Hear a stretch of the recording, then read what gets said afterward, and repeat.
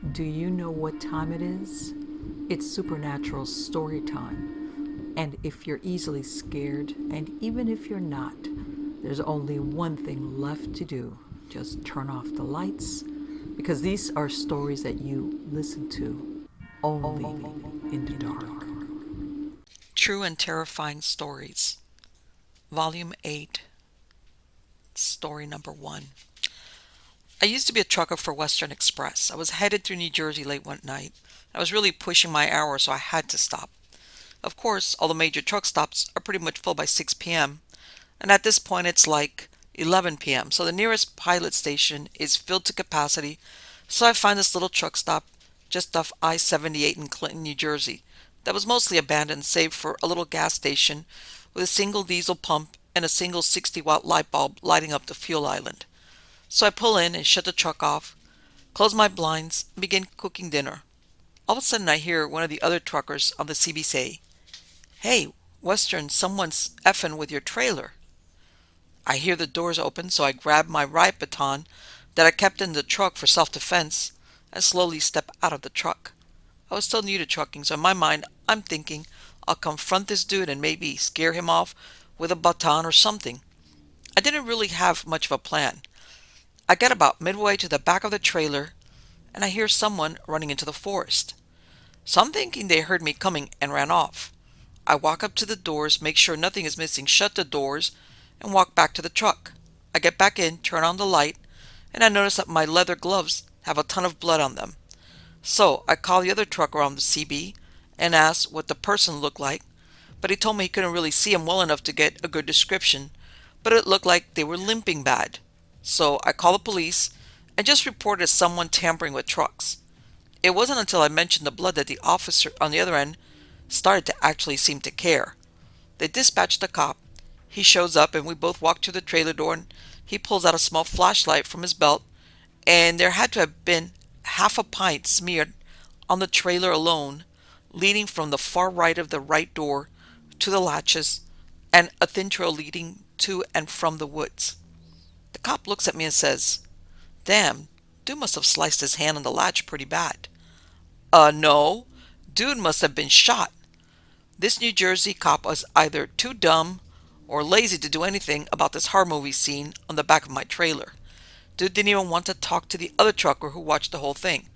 So he wishes me safe travels, leaves, and I make damn sure my doors are locked at night.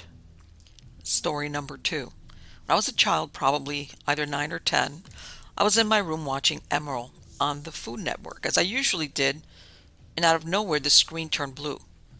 I got a little scared but figured it was just the satellite being weird. Then a few minutes later I heard something coming from the other end of my room. There was a large chimney in the middle of my room, so I couldn't see anything past it, but there was a crawl space behind it. I heard the latch open and I instantly threw the covers over me. I heard footsteps and the door handle jiggle, and then nothing. I stayed under that blanket for a long while, when then the TV came back on and I looked up and saw my door was open. I was so creeped out I couldn't sleep just by thinking about what had happened. At the same house, I had a friend whose room was parallel to my room. We would open our bedroom windows and talk. One night we were all out of the house and the neighbor girl said she saw someone just sitting on the edge of my bed and she thought it was me and tried to get my attention. But nothing. Last but not least, same house. Different people sleeping over at different times, even me. All felt the same thing when laying in bed. They would feel someone sit on the edge of the bed, so they would have to move their legs. But obviously, no one was there. I'm pretty sure that house was haunted. But it was still one of my favorite places to live. Next story. When I was in high school, to earn extra money, I went and cleaned my dad's boss's office building on the weekends. Most of the time it was just me in there. Occasionally someone would be in there working. It was never full though. Usually if anyone was there, it was this one dude. I still don't know what he did there, but his office was way in the back of the building, almost in what I would call a closet. There was a construction company, and they had this big office with a giant table in it where they could spread out blueprints and go over them together. This guy's office was in a closet behind this office. I worked there for years, and as I did, I kind of got to know this guy. Eventually, I eventually bought myself a Jeep Wrangler when I turned 16, and he was a Jeep guy himself, so we would always BS about Jeep stuff. Honestly, a really cool dude. The one thing that always stuck out to me about this guy is that he had this tick. Nothing weird but noticeable. When he was standing and talking to you, he always stood with his left side facing you, with his left hand in his pocket, and he would jingle his change in his pocket. Well, the guy eventually died in the office one day. Not while I was there, during the work week. I remember my dad telling me about it and offering to let me go to the funeral, which I did. A few weeks later, I'm there cleaning. I'm not in the blueprint room, but in a room across the hall, and I hear the front door open. They had a sensor on the door that made a loud ding noise when someone opened it. So I heard ding. I could hear footsteps walking in.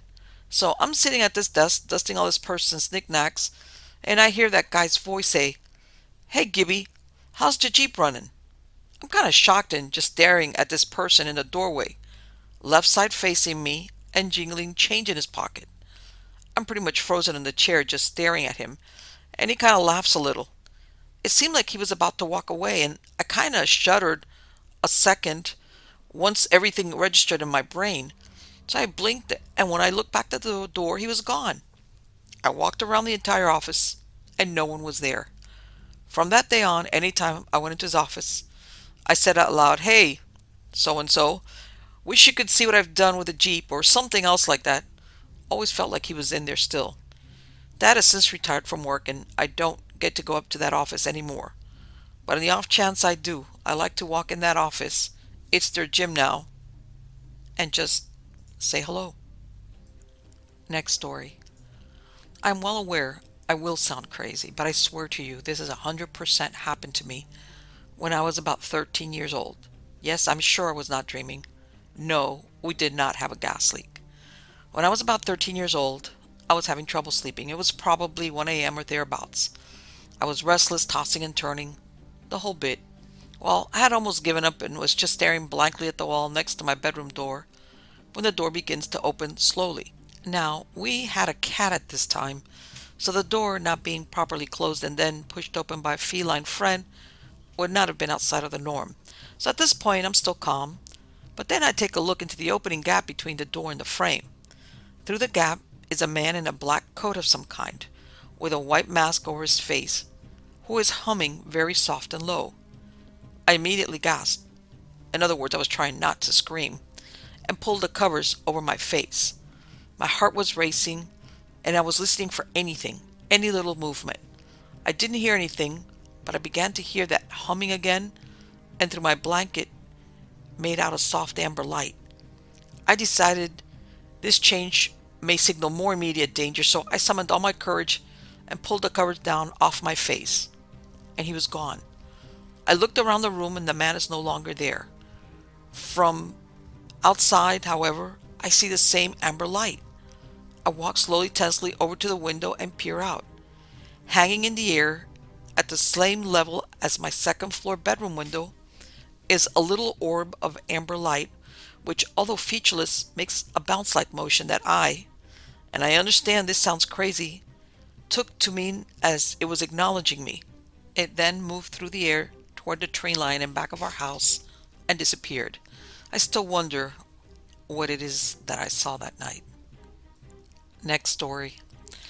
My husband and I moved away so he could finish his degree at a more reputable university. His uncle happened to live in the same town as the school.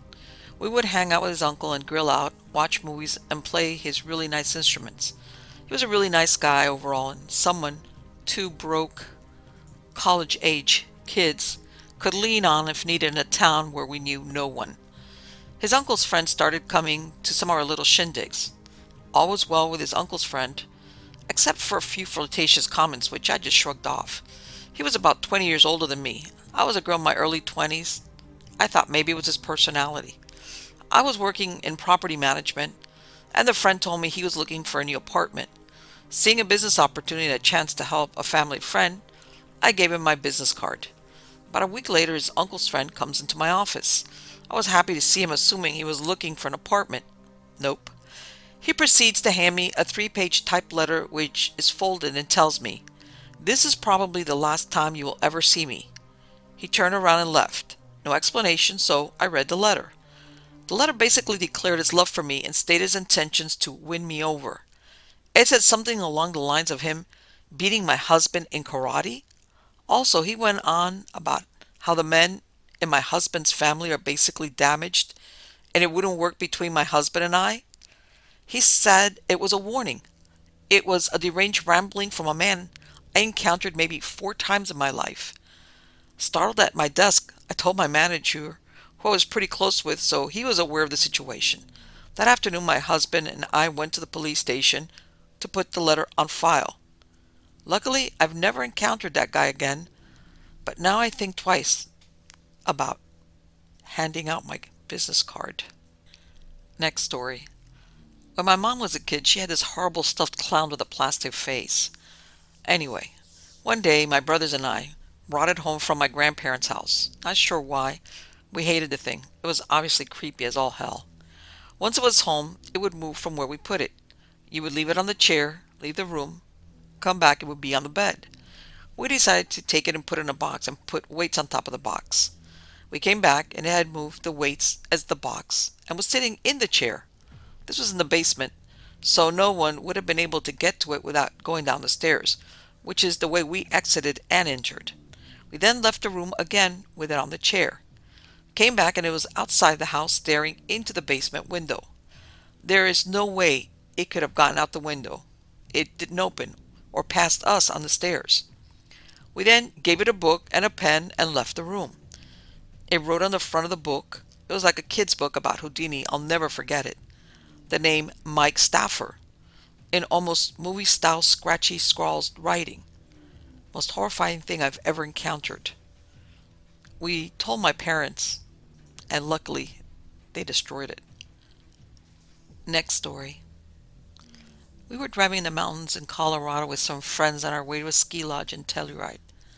On the way to our hotel, we were driving up and down these winding roads, deep in the mountains, which seemed like forever. It was pitch black outside and around 3 a.m., and we had to be at least 45 minutes from the nearest town, and it was cold, like you see your own breath below 10 degrees freezing cold. As we were driving along, my friends and I see 4 figures walking up the road towards us. We all got this weird feeling inside, but I did especially, and the hair on my neck stood up. Something didn't seem right. We were way too far away from a town, and it was way too cold for hitchhikers or hikers of any sort. We got closer and closer, and as we got right next to these people, we slowed down. We realized that they had no faces. 4 people walking in the dead of the night wearing black hoods and capes like gowns, and they literally had no faces. And by no faces, I mean like no eyes, mouth, ears, just blank, white, pale faces. I'm familiar with ski masks, and these were not ski masks. They had hoods on like something from Scream almost. My friends and I all freaked the F out, speeding away, and my toughest, manliest friend of us all was crying. Mind you, he was in his late 20s. It was the most afraid I've ever been, and it still scares me thinking about it right now. No idea what they were or anything. Demons, maybe? It will forever be a mystery. Needless to say, we didn't sleep well the next few nights, or for that matter, the next few months. Next story. My dad used to work at an OXXO when I was like 9. It was a gas station in Mexico. He worked night shifts and the store stayed open 24/7. Nighttime in Mexico is when it gets bad and when everybody goes inside, and it is when all the cartels and Marines come out, and if they run into each other, there's a shootout. That's for sure going to happen. Well, one night at about 2 a.m., 3 trucks pull up and everybody got off. About 14 men in body armor, gloves, boots, black cargo pants, leaving all of their doors open, blasting narco corridos. It was a Zeta cartel. I remember being scared shitless, and our dad told us just to stay quiet. I thought we were going to take my brother, since they would kidnap young guys and send them to work with them. And I thought my dad was going to have a gun pointed at him since he was the one behind the register. Some of the men waited outside with their M16s, and about 6 walked in with no noticeable weapons and bought a bunch of chips, bread, beer, drinks, sodas, candy.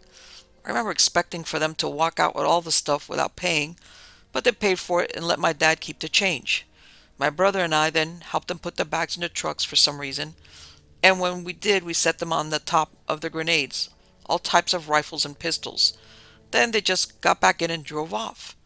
Oh, and there was a guard that worked there at some point, and my brother and I were cool with him. And sometimes we would chill outside, and the guard would mess with the payphones that were against the store wall, pretending to flirt with the operator lady. Well, one day, he did that while some cartel members were there, and they thought he was calling the people above him to tell them that the cartel was there. So they snatched him up, and we never heard of him again. Next story. I worked in a private club at the top of a big hotel. I came in one day and our linens had just been delivered, and all of our linen bags reeked like gasoline. Everyone thought it was strange. It was kind of a slow night and I was working on the bar side. It had these really long hallways. All night long I kept seeing flashes of a man out of the corner of my eye. When I was bringing dishes back to the kitchen, it felt like someone was walking behind me. I thought I was just being paranoid. There were rumors of it being haunted, and it wasn't the first time I saw something weird. After we closed, I was setting up the bar for the next day, and my other coworker was setting up for lunch, and he came over to talk to me.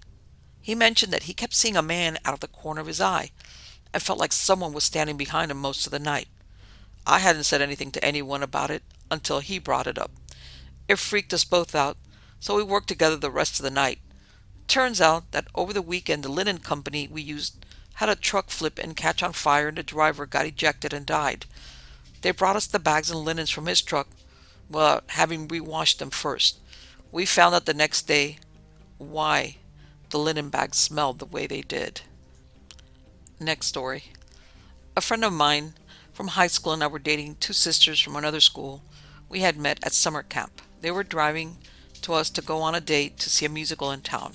We had planned to meet at a local sandwich place to eat first. I had driven both me and my friend there to save gas and we were waiting in the parking lot. The restaurant was in a strip mall that had also included a popular sports bar. While we were waiting, a man walked out of the bar incredibly intoxicated. It was pretty clear that he was on something other than just alcohol. He stumbled around the parking lot and walked up to our car. This guy pressed his face up against my driver's side window and started mumbling with a threatening look on his face. I couldn't hear a word he said, but we locked the door so he couldn't get in. He then proceeded to do this weird, frustrated stumbling around the parking lot, lifting up his shirt and ranting. He went back and forth between my window and stumbling like this several times. After a couple of minutes of this, my girlfriend called to ask for directions or where to go. This was before phone GPS. I'm giving her directions on where to meet. All of a sudden, this guy points at the hood ornament of my car, freaks out, then rushes at the windshield and bashes a crater into the glass with his bare goddamn hand. I yelled, "Oh shit!" into the phone and hung up, which scared the shit out of my girlfriend. The guy's girlfriend drives up beside us, grabs the guy, and pushes him into their car before driving off. My friend got the license plates. Our girlfriends show up and we're a little bit dazed by it all. Call the police, they take our statement as well as some witnesses from inside the bar. Apparently the guy had been kicked out for being too intoxicated and also running out of money to pay for drinks. I had to call my mom because it was her car and we had no way of getting home after that. Luckily, she was also in town to see the musical as well. A week or so later, the police contacted us about the incident. Apparently, no charges would be pressed and they had to stop their investigation. The guy was a Native American living on a reservation, which is beyond the jurisdiction of police to investigate. To our knowledge, he faced no consequences, and we had to pay to replace the windshield out of our own pocket. Next story. When I was about 5 or 6, I lived in Uganda, Africa. There were a bunch of homeless people in the city of Kampala. At that time, I would follow my mom out of the house whenever she would get ready to head to work at a research facility. For context, in Uganda, there are these little spots where guys on motorcycles gather as motorcycle taxis. My mother would get on a motorcycle taxi and leave me there. This wasn't so bad as I just lived a short 3 to 5 minute walk away. This particular time, as I walked home, a homeless-looking, dirty dude started following me, and I got scared, and I started to jog home, and he sped up, and I broke into a sprint. As soon as I started sprinting, so did he, and he chased me all the way back. My aunt was on the balcony of our house and saw me and yelled, "Run!" at me, or so I remember, and she sprinted around back and opened the back door, and I sprinted around the house and into the door. There were a bunch of doors to other buildings back there, and he never saw the one I got into. What I saw for sure is that I probably have never run so fast in my life, and that the people in the apartment complex put together money for 2 guard dogs on the premises. At this point, I never knew why that man chased me. Next story. I remember this vividly. It was November 19th, 1998. I got my Game Boy Color earlier that day when it was released, and this was the first time I got to stay up to play Pokemon Yellow. It was past midnight for sure. I just got Charmander and my Pidgey was evolving. I was sitting in the living room on a couch wrapped up in a blanket. I noticed a car pulling up in front of the house, which wasn't too weird, but I kept an eye on it. 3 people get out. All of them seemed large, so I assumed males. At this point, it's suspicious. I was sitting in the dark, so I could get the most out of my scream, so I'm sure they never saw me through the bay window. My gut started to hurt as I watched them walking to the side door. I moved to the kitchen window and tried to pick up what they were saying, but I couldn't make out anything. It was at this point I looked out the window and I saw one of them carrying a bat or something because of the street lamp in front of my house. At this point, I started to freak. I was too scared to run to my parents' room because I'd have to run past the side door, which is where they were at now. I heard more talking, then the door handle jiggled and turned, but the deadbolt stopped them. Which is funny because my parents almost never used the deadbolt. We've never had a reason to, but my mother, for some reason, did that night.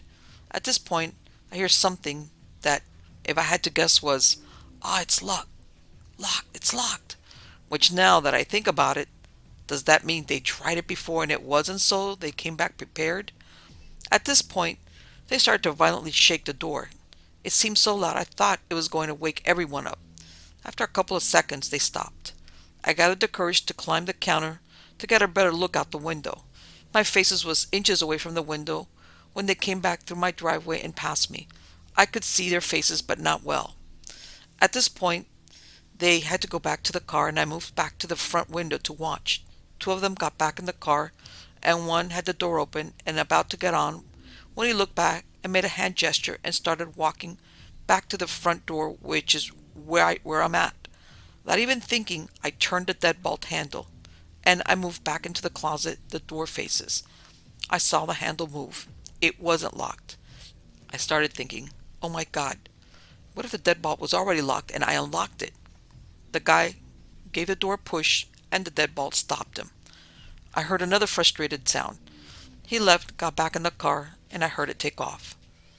I watched the car leave my street, and I relaxed. So, what does my 6-year-old mind think the next plan of action is? I went to play more Pokemon until I passed out. I woke up, and then the fear hit me, and the potential of what could have happened. I ran to my parents' bedroom to tell them, but they sort of brushed it off as if it was a dream. I felt like an idiot because no one believed me. However, I did notice that after that night, all the locks from then on were on every door. Next story. When I was a teen, me and my mom, we went on vacation together at a resort. We were halfway through our vacation at this point. I fell asleep but woke up at around 1 a.m. very suddenly. I immediately had this deep and dreadful feeling that someone was in our room. I can't even begin to explain this feeling, but I was absolutely terrified. I was able to move, not sleep paralysis, but I was way too scared to get up and check the rest of the room out. We were in a foreign country, just my mom and I. I stared at the front door, being certain that someone would either walk in or walk out. I have no clue how much time passed, but my focus eventually shifted to the other side. I had to flip over. This was facing the balcony door. I calmed down a bit by this point, but I was certain someone was in our room, and I was too scared to go back to bed. I stared at the balcony door until the sun rose and promptly passed out because I felt safe. I remember it being such an intense gaze, like laser sharp focus. I woke up the next morning extremely weirded out by the dread and fear I felt last night, and I was also exhausted. On our way to breakfast, my mom and I stopped by the payphone. This was 15 years ago, before it was cheap to call international. She called her business partner to ask how the last few days had gone by, and I could see the shock creep up on her face. Long story short, while I was freaking out about an intruder, my mom had a dream that her business partner's ex-husband was on our balcony and saying some menacing things about his ex-wife to my mom. My mom was confused about the dream because she had only met this guy 1 or 2 times maximum and just assumed it was a random dream. In the dream, he was saying that he's gone now, and she was asking him if he moved to a different state or country. When she called her business partner, she said that her ex-husband had killed himself the night before, so the business was going to be closed down for a few days. My mom was in complete shock about her dream, as was I. I told my mom about my experience, and she said we should never talk about it again. Forever the wildest memory I've had that included my mom. Next story. From ages 5 to 15, I used to spend my summers at my aunt's house in Mexico. Our property was another smaller house. It was 2 bedrooms, kitchenette, and living room area. The family was mom and dad and 2 boys about my age. I was 11 or 12 at the time. I knew that the house was the second house that was built as it replaced the previous house that had burned down before I was born. My aunt's house had windows on one side of the house. Each room had at least 2 to 3 windows from mid-wall to the ceiling. The bed was next to the windows in the room I was in. The majority of the summers we slept with the top windows open. They opened out instead of up. One night, as I slept, I was awakened by the sound of a woman crying and pleading to be allowed in. I opened my eyes and could see the neighbor's mom, dressed in white, begging to be let into her house. Now, I knew the dad was a drunk and could be mean when he was drunk. I remembered many times that the boys and mom would come to my aunt's house in the middle of the night. So I just thought it was her and that he had locked her out of the house. She continues to yell and I continued to look at her. That's when I realized that it's not the mother. The woman has long white hair. She's dressed in white. She's at the door, but her dress is flowing. I quickly set up to get a better look. That's when she stopped and turned to look at me. Even though she's about 50 yards away, I could see her face. And it's not the mother. She starts gliding towards me. I close my eyes and lay back down on my side. I open my eyes and she's past the stone wall. I shut my eyes again. It seems like I had my eyes closed forever. I opened my eyes and she was right in front of me. There's blackness where her eyes should be. Her white flowing hair around her. She screamed and I screamed. The next thing I know, my cousin is waking me up for breakfast.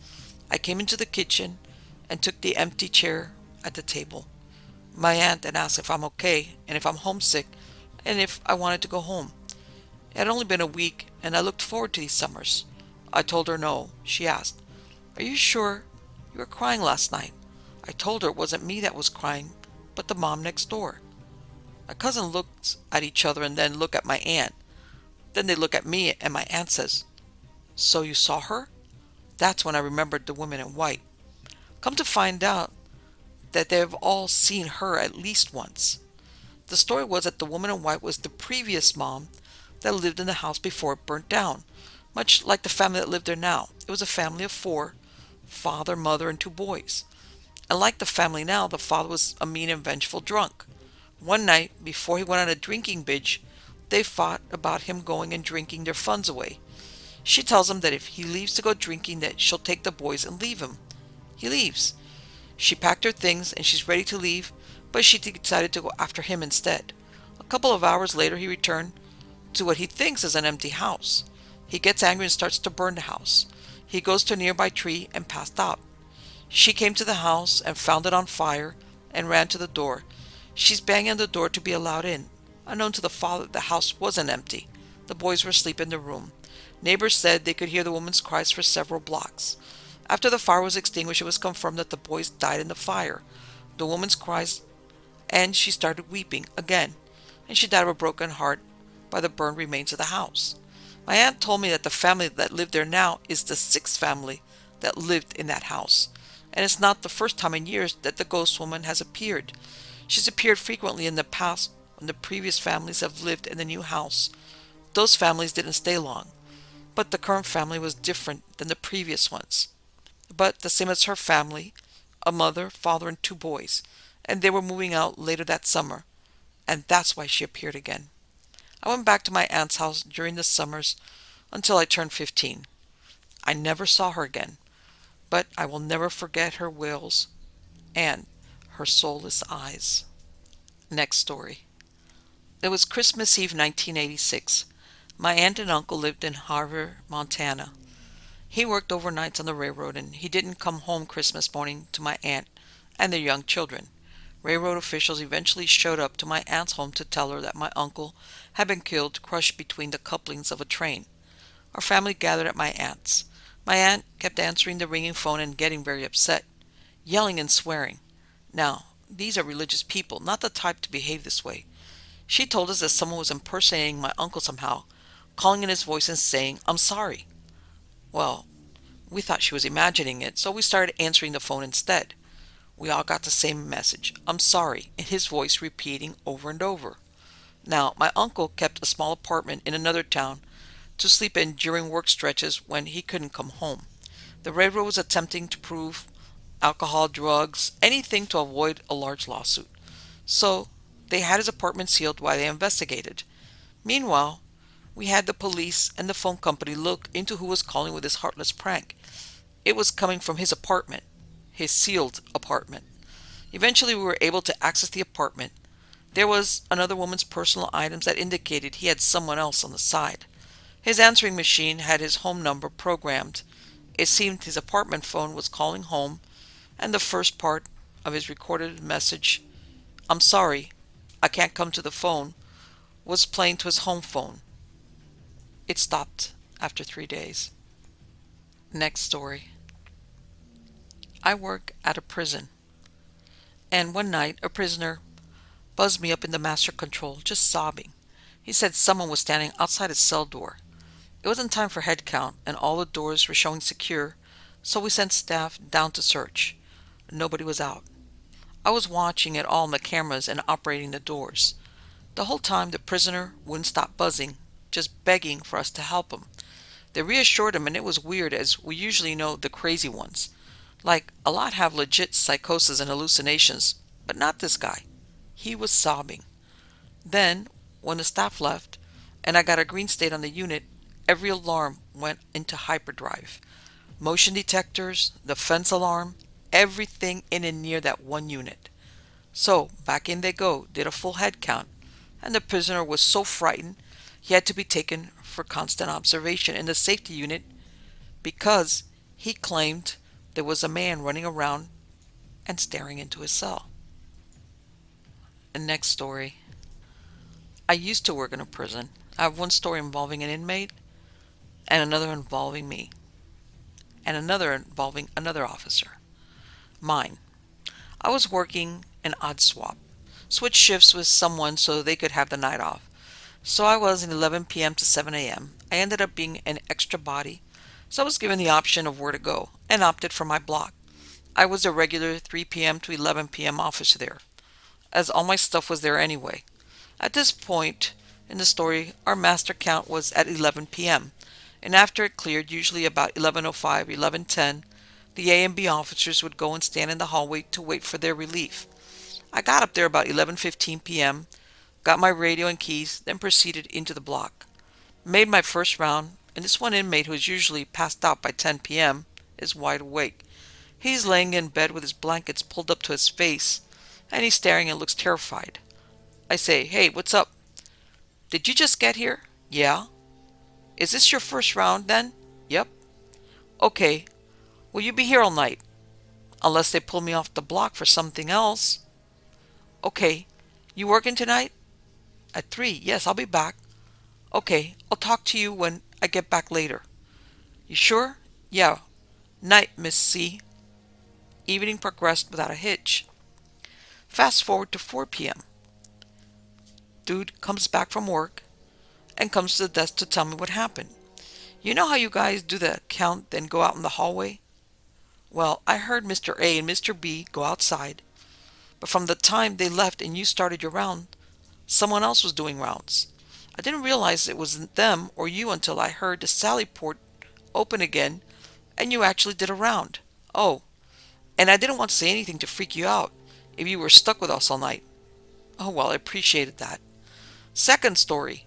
Midnight shift, different block and inmate. This officer was doing his rounds, and it's later in the shift. I wanted to say like 1 to 3 a.m. Dude in the cell under the stairs stops my buddy and tells him, "Look, I know you're newer and you gotta make sure we're here and breathing, but you don't need to stand in front of my cell for 10 minutes to do it." Buddy insists he hasn't done that to anyone, let alone him. Especially him, even though the dude was in his dark cell, he had been up the whole time. It was easy to see he was alive. They both go back and forth about it. Inmate insisting that every hour someone is standing on his cell gate for 10 minutes at a time, and the officer insisting he hasn't. They both kind of have the realization that maybe there's something there with them, and neither of them are going to vocalize it further. They agree to move on. This particular block drive did have a lot of activity, but usually it was seen by us officers. If the inmates, minus this one, saw anything, they never said anything about it. On one occasion, the control room officer saw someone walking on the top tier, and it took them a few seconds to recall the block officer was in the control room with him using the bathroom. He freaked, had the guy hurry back down and do a round to make sure everything was secure, and everything was fine. So, who was this mystery guy? Guard or inmate? No one knows for sure.